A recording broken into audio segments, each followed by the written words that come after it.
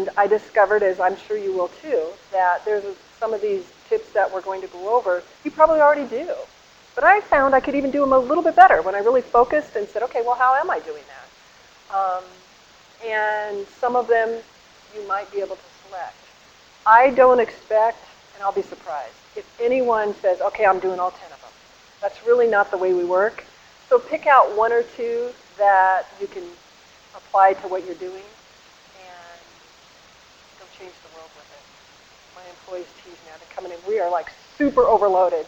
So I walk in every morning and I go, another day to change the world. And so, it's like, oh yeah. So how many of you have an office? Okay, kind of. Nobody in the first class did, and it's a trucking industry, so it was a little more challenging, you know, production. How many of you have a door? Okay. How many of you use your door? Okay, I know, it's hard, I know. So are you and I? I'm with you, okay. All right. So just a little bit. All right. Well, we'll have fun and we'll be a team. So it's hard. It's hard to close your door. When, you know, you're trying to build a team, you're trying to be available, but you're trying to manage your own time. How many use a paper or electronic calendar every day? Because you have meetings, don't you? Isn't that what managers really do? Just have meetings? Almost. Okay, this is good. And many of you brought your calendar with you. Okay, a day will work, a week will be a little bit better, and a month will be even better. The first class, nobody carried a calendar of any kind. So, so we're going to do that. And I wanted this to be a little bit more like a workshop today, so there's going to be some interaction. I do have a video that's been put on, you'll find it on YouTube, by Entrepreneur Magazine, and they give you 10 good tips for time management. And, you know, I went ahead and I said, well, let's just look at what's out there today. And I listened to Brian Tracy, and I listened to some people from the Stephen Covey group and others. And really, the tips are pretty similar. This particular video says a couple things I don't know that I agree with, so we'll talk about those. And it's okay to disagree. We're adults.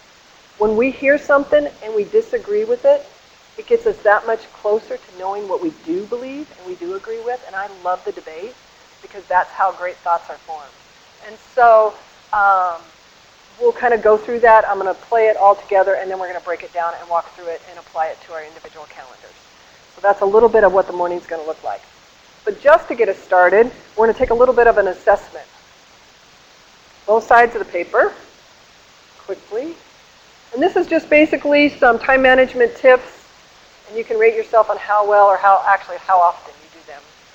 So is there what I kind of like us to do, and we're going to come back to this at the end of today's session, go ahead and just put a plus by the, or circle the check mark, however you rated yourself, by a couple of things that you really did well.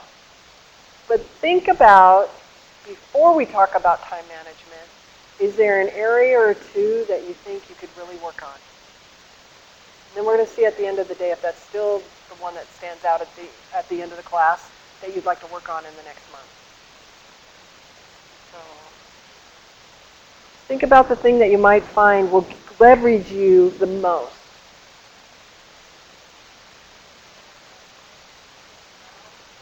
And then just, you can also, if you want, circle the ones you're going to work on. Whatever check, key indicator, highlight works best for you. I want you to acknowledge what you're already doing well, and then what you think at this point you might work on in the next month. So in front of you or near you, I have placed some papers. These are actually the 10 tips that are going to be on the video that we're going over, and I just put them in writing so that you'd have something to carry back with you and reflect on.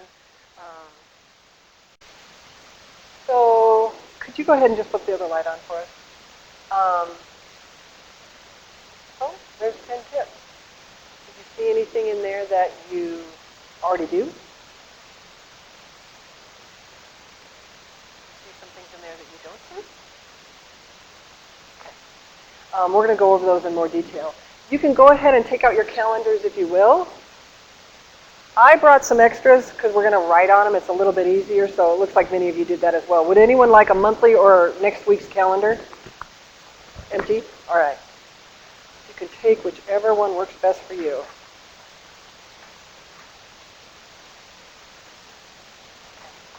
So that's a whole stack of them. So you might just need one. Yeah.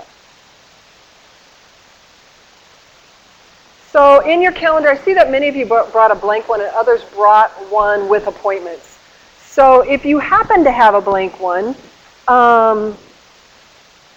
you can either right now or as we move through this, think about, it might be helpful right now to just draft. Does anyone have a completely blank one with no appointments? And you didn't bring your appointments? Do any of you have your calendars on a phone? Okay. So if you could duplicate that, we'll take a couple of minutes to do that and put that in writing. If you could just create basically an imaginary one, you probably have a pretty good idea what your weeks generally look like. Throw a few meetings in there, throw a few appointments in there, that kind of thing, and just create kind of at least a 3-day set of appointments for a typical week that you have. We'll take just a few minutes. You can do that. Was it an either or? Maybe it's a mixture of both. Because we still have to pay attention to the clock, and we have to schedule against the clock, against the day, against the hour. But real time is real time. And the other thing that I think is particularly important, and you must run into this as leaders, more and more, your employees come to work as a whole person. So when we're at work, we're also still mothers, fathers, sisters, brothers, kids of someone. You know, maybe our parents are still alive and they're in our lives and we're caring for them. We're balancing a lot of different things. And I can remember even in my short career, because I'm really only 29, that, you know, it's like when I first started, work was work. I did not have children at that time. And, you know, even working for government, you had time off, but when you're at work, you're at work. And not only, I think, is today's world different, but technology super changes that as well. How many of you have your email on your mobile device and it's work related and you're looking at it all the time? Some of us. Okay.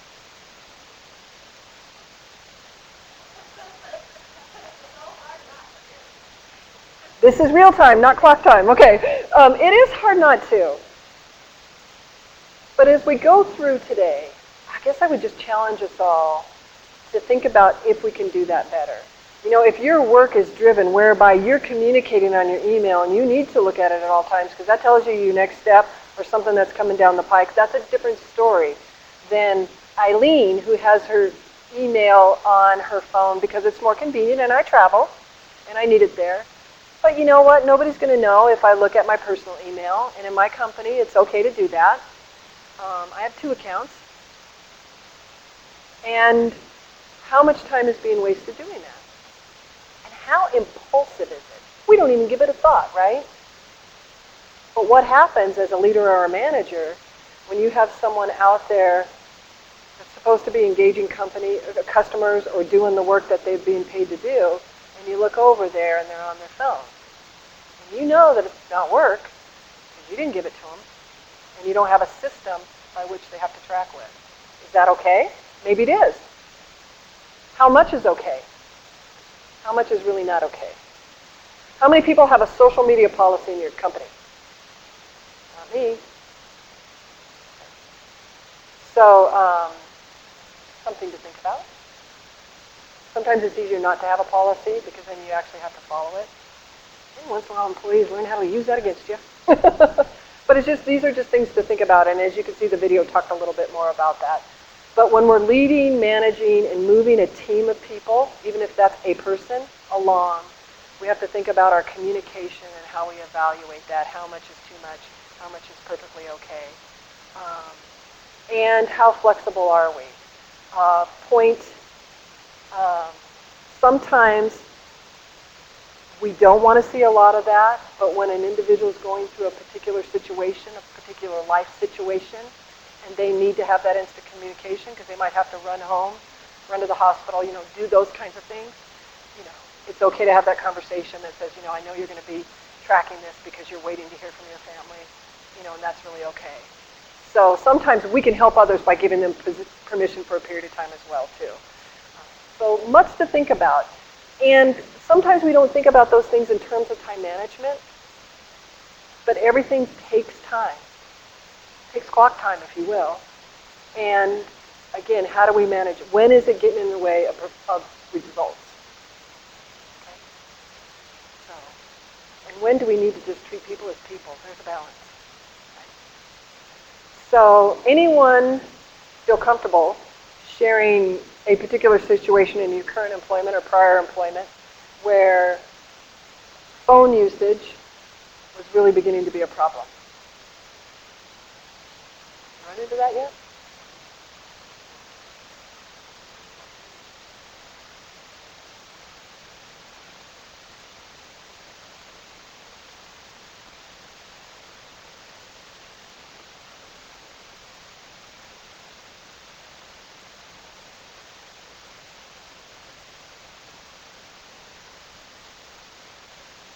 Do your employees get regular breaks? And then probably okay on your break what you need to do?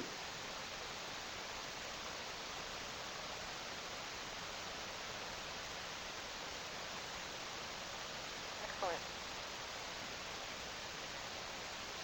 For a period of time, I worked in a private school, and part of that role was to also supervise the after-school care program. And I had such frustration with people who would be sitting there under the tree on their phones, and the kids were running amok. You know, we have a legal obligation to have every child in eyesight at every time. So. And then sometimes as a supervisor, you have to sort of become the police, if you will, or you have to make it perfectly clear. I shouldn't say come down on people, right? But you have to just make it perfectly clear, and then you have to follow up. So in the morning class, one of the things that they did is they sent out, when that was occurring, they sent out an email to all employees just reminding them. I think it's a fair conversation to think about too, is when is an all-team email appropriate, and when do we really need to address the action the person is taking with the person? You know what I mean? Because again, you send a message, and folks usually know who it is, right? And but sometimes it is perfectly okay to just do a reminder or whatever. So just things to think about as we think about time management. You all have customers. Does anybody here not have a direct customer that'll come into your office, into your store? Okay. We have people that come by. We don't have customers. Okay. So when people are on their phone, that sends a message to your customers as well. So, but sometimes it's important for business. So what I wanted to do now is kind of break these little steps down, talk about each one of them, think about how you might apply it, and it would be a good tip and trick for you to take on. And then with some of them, we'll actually apply them to our calendar.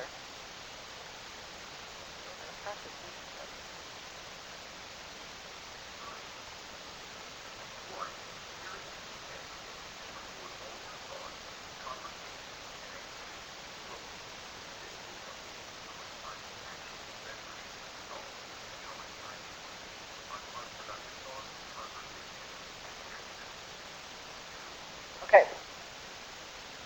So, to write down all my thoughts, which that totally overwhelmed me, but so I said my big ideas, right? To write down all my big ideas, my conversations, and my activities for a week. That was really overwhelming and daunting to me at first. Has anyone here participated in a time study, like a work time study, where you have to write down all your activities and about how much time it takes you? Okay, so we've had a couple people that have. That's kind of what I thought of here. So even though this might not, for me and my personality and where I am in my work life, I wouldn't just do this for the fun of doing it. But as I thought about it, if you have someone that you're supervising or managing, and either for business results, you need to get a better picture of how much time certain tasks are taking, especially if there seems to be some kind of a discrepancy between what the employees, how much time the employee says it takes, and how we're not getting to everything in the day, versus what you imagine it takes. Doing something like this might be really helpful. So use it as you need it. Leave it if you don't. We'll just go ahead and pass it around, and you can leave the last bit on the counter. And not everyone manages time really well. So if this is helpful to some people, have them do it. And if you're looking at giving them some very specific feedback to help them grow and help them manage their time, breaking it down into pieces might help them see it. Because I can almost guarantee if they don't understand how to manage their time better, they're not going to pick up the detail. For you, it's obvious, right? For them, they need to see it in writing. It needs to become an experiential thing. I've even been in situations, and in fact, we do this in the courts sometimes. We will, usually don't push it on judges, but we'll actually ask judges, like we'll teach something on procedural fairness, which is really, how do I run my courtroom so that people feel valued in the court and they feel like they have a say in the process? You can even rule against people, and as long as they feel like they were really listened to and they got to tell their story, oftentimes they're okay with it. They get the overall purpose of a court. But if they're shut off and they don't have the time, then they feel disenfranchised. And so sometimes we'll have them actually videotape themselves because we don't always understand our own body language and we don't always see that. So a written schedule of how you're spending your time, what your big activities are, can be really helpful. The other thing, maybe, did I bring that today? I think I actually forgot that, is an interruptions log. So you can follow it the same way. So if you just feel like you're super frustrated and things keep getting in the way, create yourself an interruptions log where you just log down. Just take 2 minutes, bullet point it, don't take a lot of time with it, what the interruption was, how long it took. That'll also show you a pattern of what's going on. So if you have a lot of interruptions where your employees are coming in and asking you specific questions about things that either you think that they should already know or that you covered at the last meeting or something like that, that's going to give you some valuable information that maybe I didn't cover that as well as I thought. Maybe we need to do some retraining. Maybe I need to circle back and find out more detail. So sometimes these written tools will give you the data that you need in order to go forward, even though they seem like they take a little more time. You've got to get to the root cause of what's really happening. And time is really, in large part, perception. Yes, it's clock time, it's real time, but it's also how I perceive my time. I'm going to be a lot more stressed out if I feel like I'm under a time pressure and I got to get this done and time is limited. And as I go on, I really work on myself. Maybe you do this too. I'm just relaxing. We'll get it all done. We always do. It'll be okay. But those kinds of things are really important. If we perceive we don't have enough time, we're going to operate like we don't have enough time. So data can be helpful there.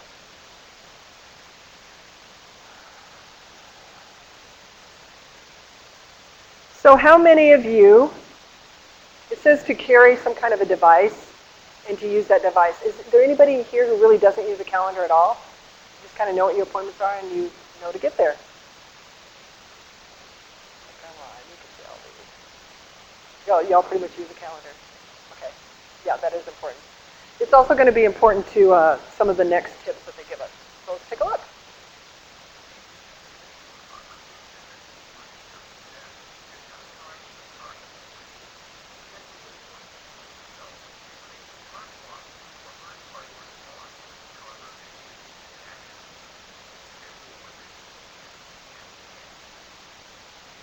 Does anyone do that?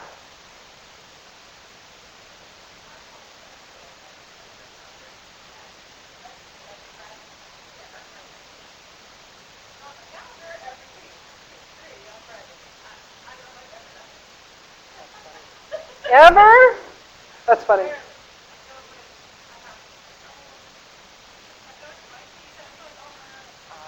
there's a limit.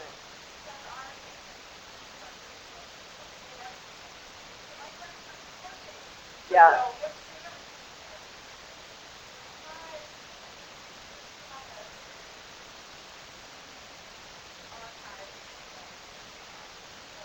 And do your, like when you shove it into a file folder, that all takes up data storage as well.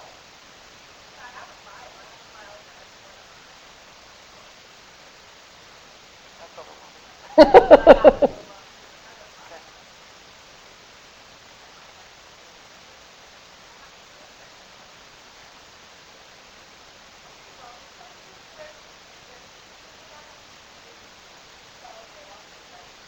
Or you begin printing everything, and that's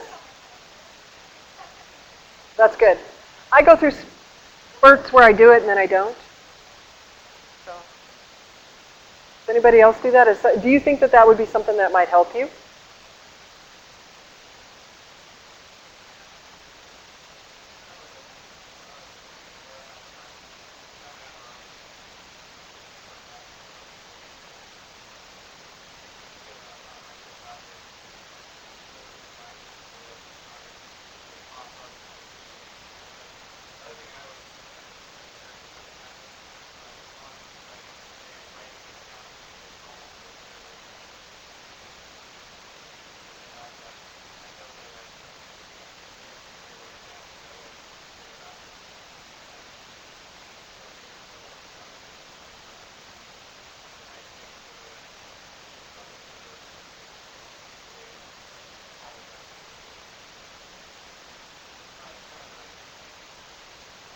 Yeah, and it's interesting because you made me think of something. So I'm headed off. I went last weekend and did the Portland to Coast Relay. It's part of the Hood to Coast Relay. So you can either run from Mount Hood to Seaside, Oregon, and I got out of doing that by agreeing to be on a walking team from Portland to Seaside, Oregon. It's just as hard. But and on the way, I'd recently been asked. All right. So it is important, though. One of the things that I picked up and I'm trying to apply is maybe allow more time of transition. And we have open Outlook calendars so anybody can schedule our time directly, which I think is really good. I personally open up my calendar to the people on my team so they not only see a busy block, but I let them know where I am. I think that's really helpful because then they can make a decision. Do I even think this is something I could interrupt and schedule over? Should I check with her? That kind of thing. But most people don't do that. You just get it busy. But on that, if I want that time in between what I have to do, because if it's open, it's free game, right? So I will block it out. I've learned the hard way that I even have to say travel. I'll put travel in there because, or walk back from Jefferson Building because we're in two different buildings now because we're getting too big. And so if I don't say time to walk back from Jefferson, I'm scheduled back to back to back. And you don't have time to get there and you're late. And I don't like being late. So I do that. So that's kind of how I help manage my time. And if I know I've got 3 or 4 meetings in a row, go ahead and schedule your time, 10 or 15 minutes where it's just downtime for you to recollect your thoughts. Maybe that's not important to you. Generally what happens is you have these weeks that go like that, and the rest of the time. I've begun to practice myself is trying at the end of the day to do 2 things. Give myself permission to walk away and leave my desk a mess, because I don't like that. But sometimes you just need to stop and get out. It's a part of not being there forever, and I think it's, as leaders and managers and the leader of teams and wanting to make sure everything's in a line and get done, all those beautiful skills are kind of what got you to where you are today, but you got to be able to walk away and take care of yourself. We also don't talk about wellness here. And your wellness is super important. One of the things I actually love about working with the Supreme Court, wellness is a priority. So we talk to judges, court personnel, ourselves about wellness. What are you doing? How are we appreciating people? What's your downtime like? My manager asks me about this all the time. It's a priority. And I've never had that experience. Because when we're running so hard and ragged, we have nothing left to give. We're not giving our all to our employer because we're drained. Our batteries are not full. And we're not giving our all to those people outside of work that are important to us. So wellness is my time management tip number 11. The news that didn't make the news.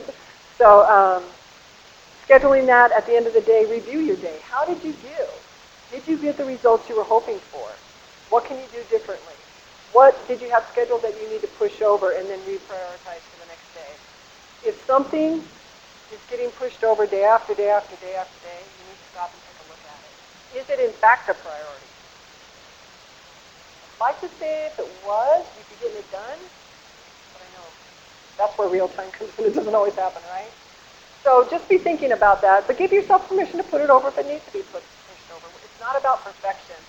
It's about finding tips and tricks and managing your time in a way that can help you be your best, do your best, and enjoy your job the most.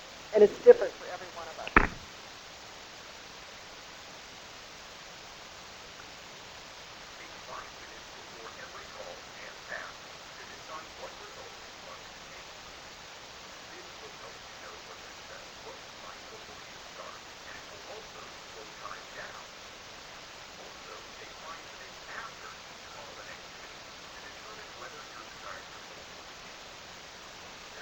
Okay, on that one, anyone have a sales background? Well, this is probably familiar to you, huh?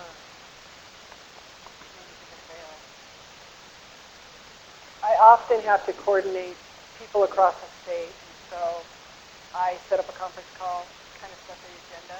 And even if it's going to be speakers who are doing training, they really kind of rely on you to help organize them.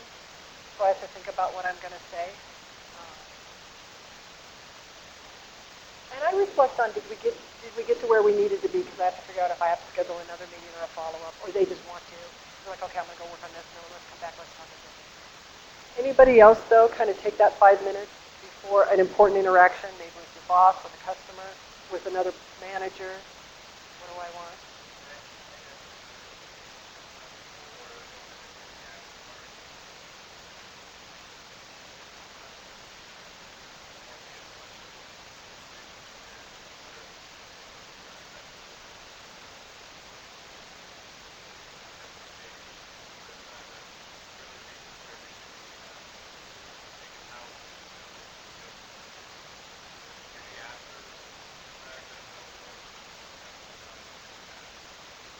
Especially when they're difficult conversations, you're just glad you got through that. That's reality.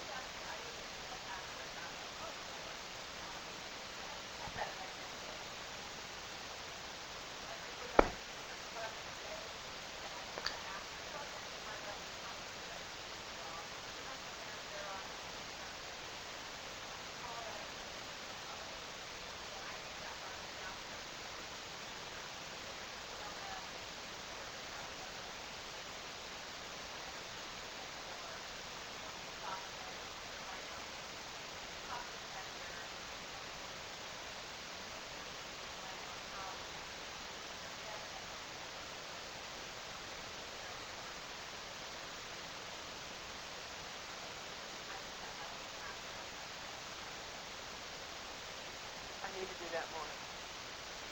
That is a key, because then it's like, okay, I got to get to that. I can't schedule that next meeting because I don't have all those notes done. Speaking of employee evaluation, I learned the hard way to keep a performance log. And so what that really is a log of those conversations that you have.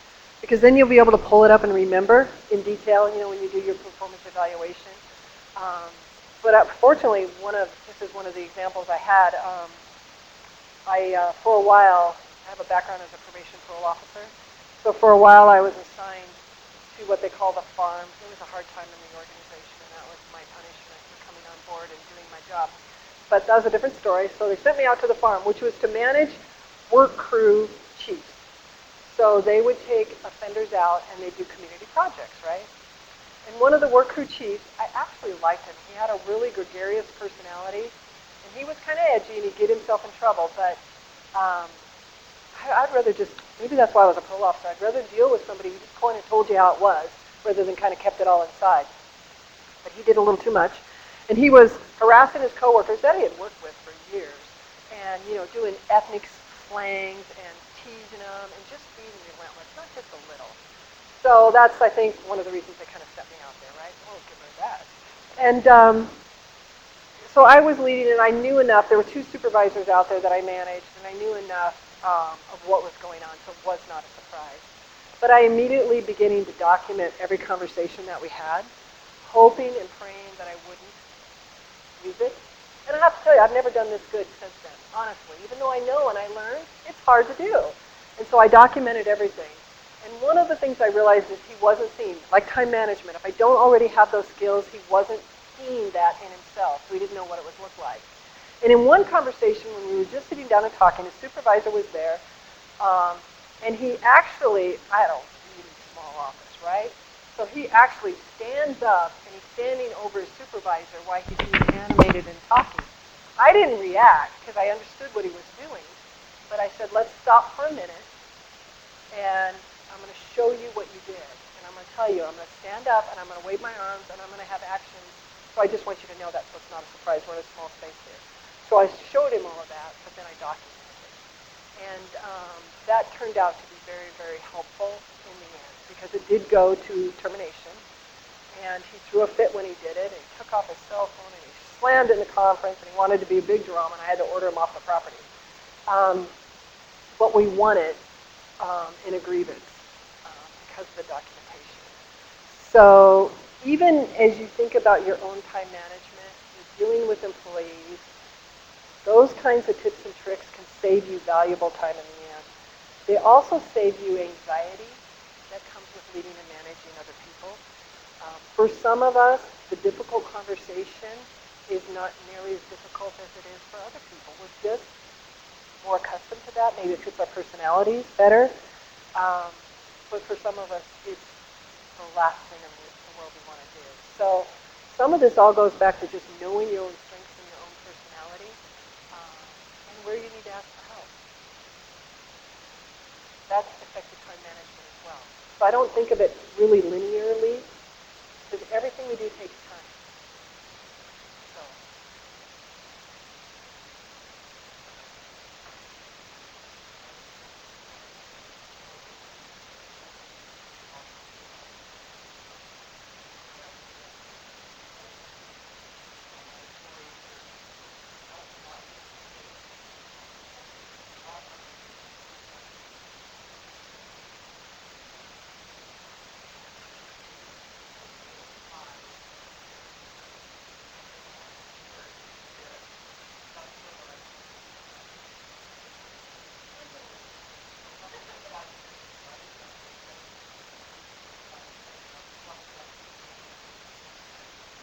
So when I was listening to what you all covered it last month in hiring and retaining great employees, I kept hearing the word love. You got to show them love.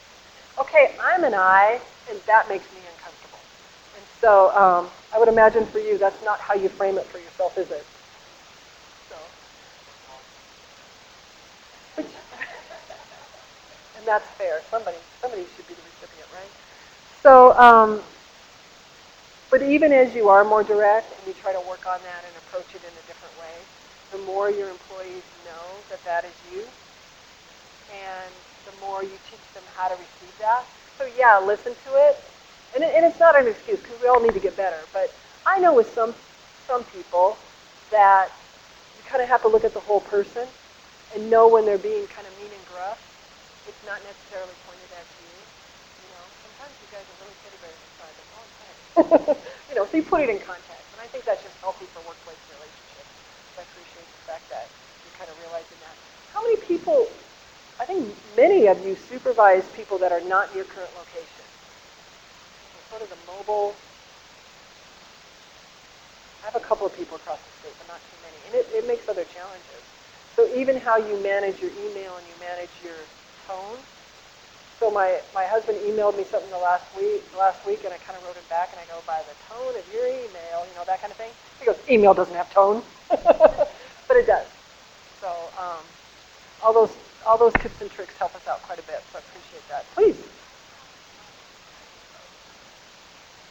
Ask them up front, right?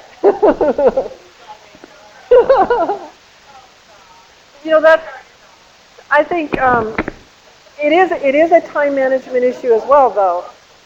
By asking for their input, again, it's those great ideas, those good conversations. You spent your time, whether it was through email or interaction, getting to the root of what was going on and not spinning around, wasting time, wondering why people aren't getting done. Can't they do their jobs?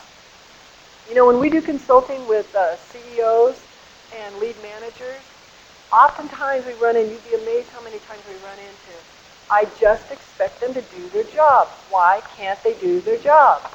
And then you go back to, well, how much conversation have you had about training and what their job is?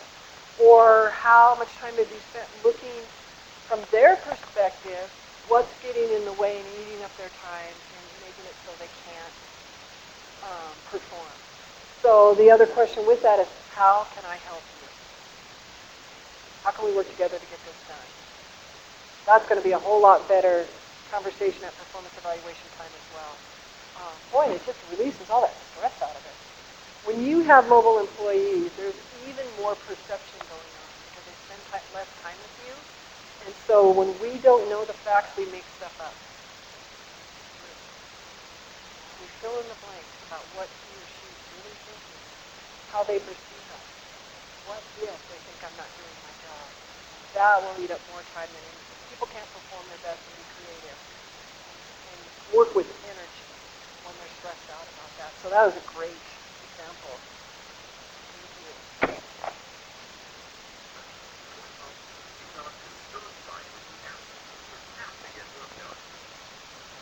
Okay. I feel like I'm in a hotel.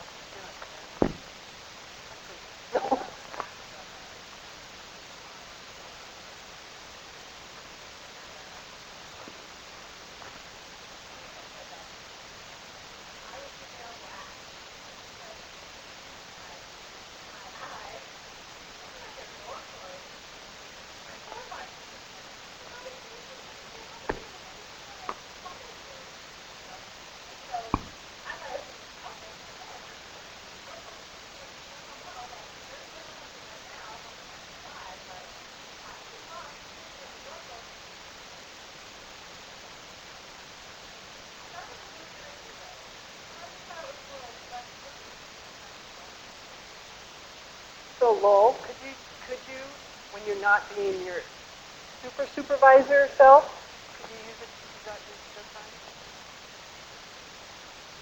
Okay. I thought that he might say yes, it's directed to the point and everybody gets it, right? Um, yeah, I was kind of horrified when I saw that do not disturb.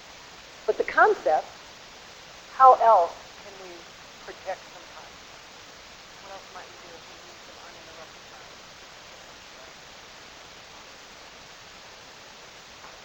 Work at your home office if you have that option.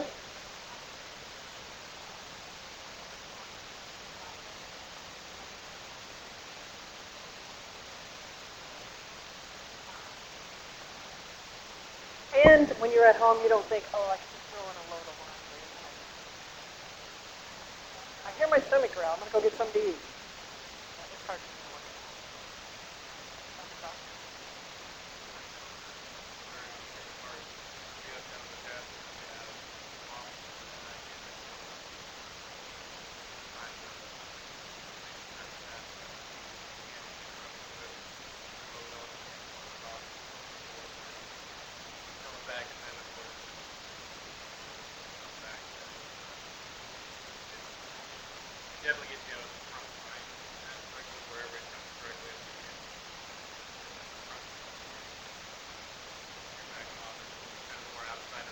Right.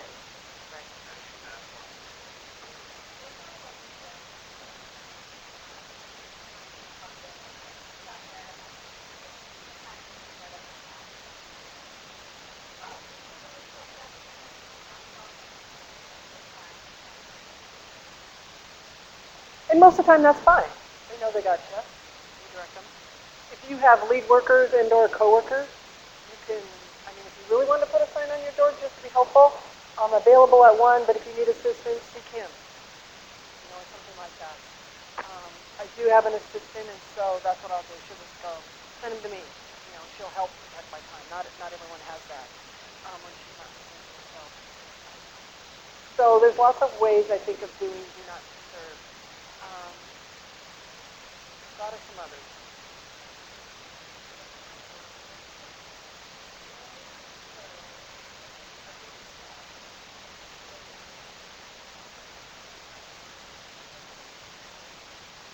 Right. I do that, yeah.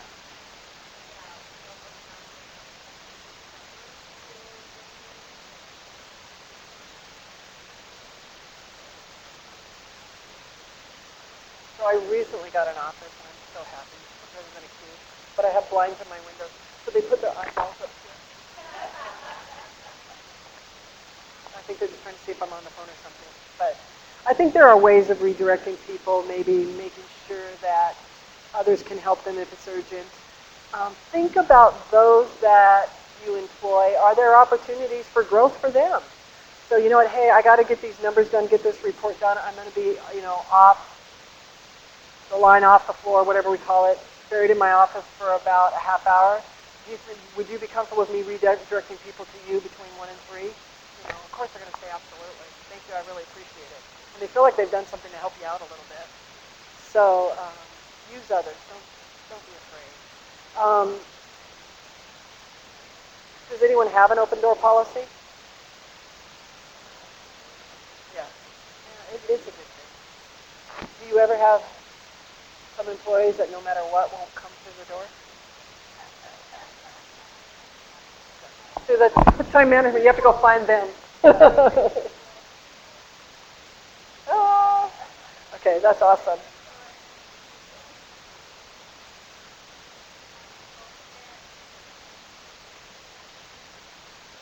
Yeah.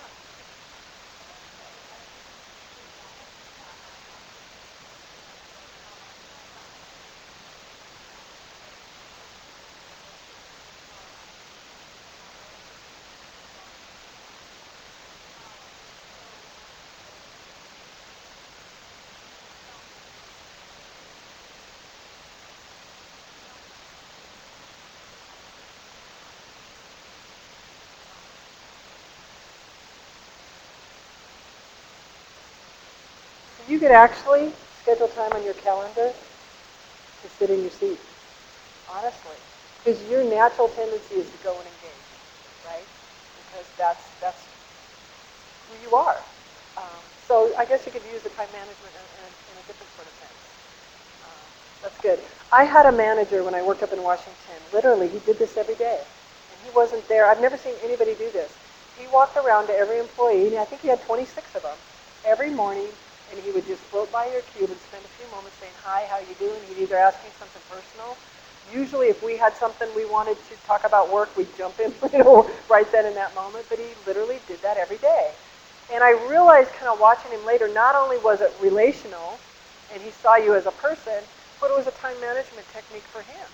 Because then he sort of knew if there was anything hot that he needed to prioritize and spend more time with today. And he would say, hey, I have a few minutes about 10 o'clock. Why don't you swing by and we'll dig into that a little deeper. Perfect. So lots of ways of doing it. But the do not disturb sign, I don't think that would work for me.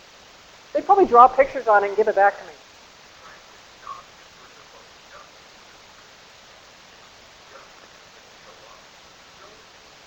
Okay, we'll listen to this whole thing.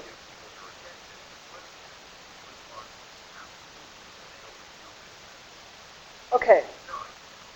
Well, emails, phones, we started talking about that right away. But I would just challenge you to think about how much time that sucks up in a day. So is there anything personally that you could do differently that would be helpful? We talked about how technology can help, but if it's a situation where it's eating up your time and there's something you could do to improve that, that would be terrific.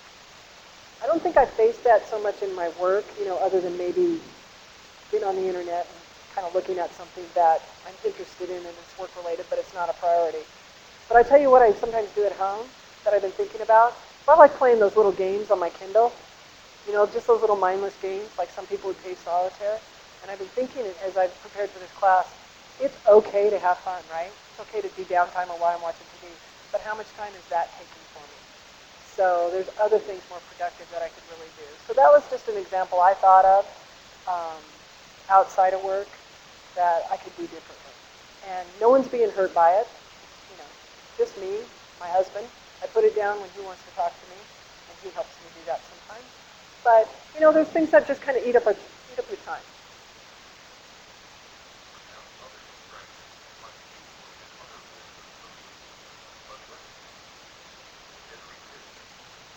Okay, so we talked about that a little bit. Anything else on social media that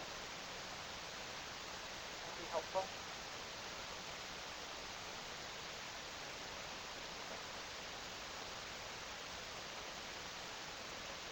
Has anyone had an experience, maybe this is an HR question, and if you don't feel comfortable answering it, please don't. Any employee issues around social media, maybe posting something?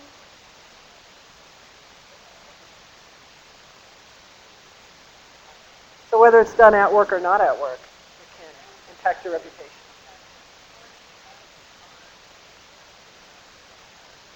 Especially as I listen to the news at night, right? Everybody's emails and personal servers. And sometimes there's the accidental reply all, even in instant messaging. I've watched that in an organization go outside of the department even. Get kind of ugly fast. So I just really believe we need to help employees police themselves. And so bringing that to their attention is really pertinent. I live in the world of public disclosure. So any email, that's why I don't get some of this political stuff. Any email, any interaction can be called out, and people have a right to look at it, and it could end up in court or on the front page of the paper. And that's just the best way to do business as leaders and managers. Don't put anything out there that you wouldn't want to see on the front page of the paper. Or you couldn't justify talking to your director, your manager, your CEO. Shouldn't they? So there's that word should. So, excellent. Now here's one of the most important tips of all.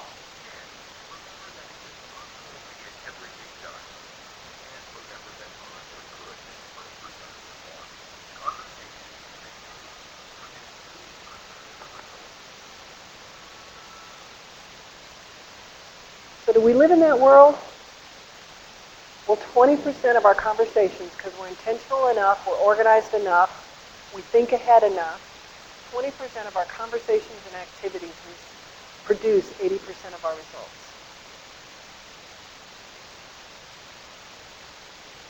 Sometimes it's hard to weigh it out, but it's kind of interesting to think about.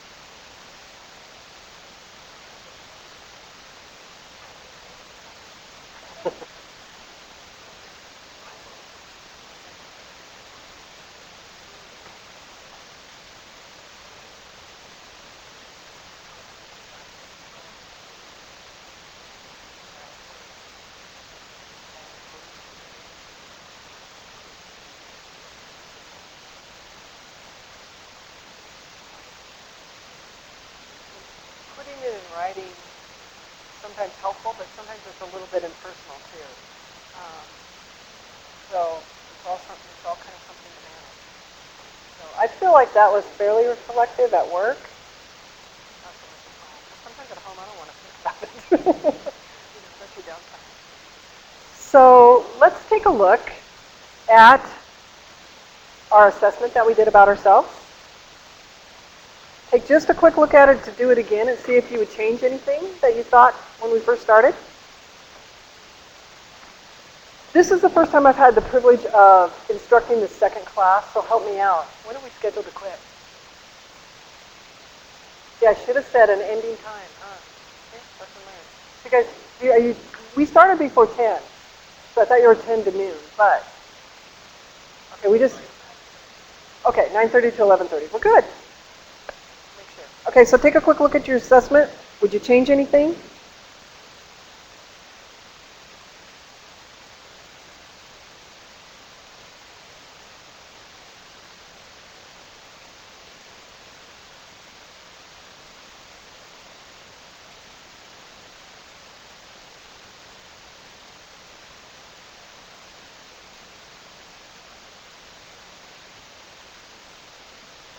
And then finally pick out, I think we did this at the beginning, pick out something that you're going to commit to working on. If you really feel like one item is enough and that fits really well for you, pick one. If you feel like you can tackle two, pick two. You work on over the next month.